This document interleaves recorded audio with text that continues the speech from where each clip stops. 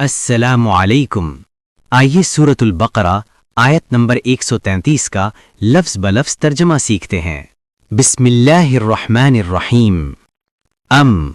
क्या, कुंतुम तुम थे, शुहदाअ गवाह, इज़ जब, हदरा आया, याकूब अलैहिस्सलाम, अल-मौतु मौत, इज़ जब, क़ाला कहा, लिबनीही अपने बेटों से, माँ क्या, ताबुदूना तुम इबादत करोगे, मिन बादी मेरे बाद, क़ालू उन्होंने कहा, नाबुदु हम इबादत करेंगे, इलाहका आपके माबूद की, व इलाहा और माबूद, आबाइका आपके बाप दादा के, इब्राहीम अलैहिस्सलाम,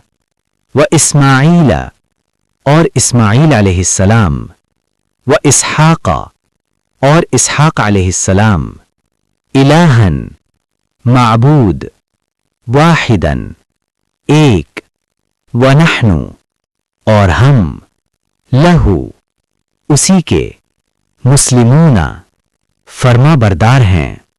आयत का तर्जमा।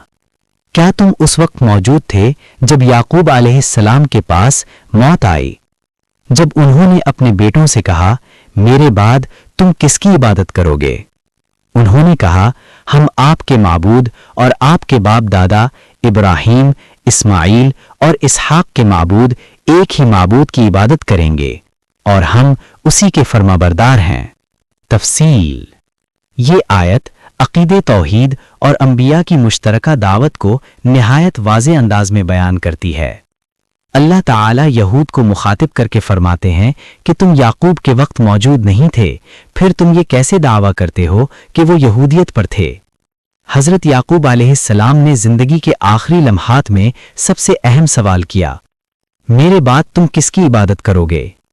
ये इस बात की दलील है कि अंबिया की सबसे बड़ी फिक्र अकीदा होती है, ना कि माल या दुनिया। उनके बेटों का जवाब वाज़ेह था, हम एक अल्लाह की इबादत करेंगे।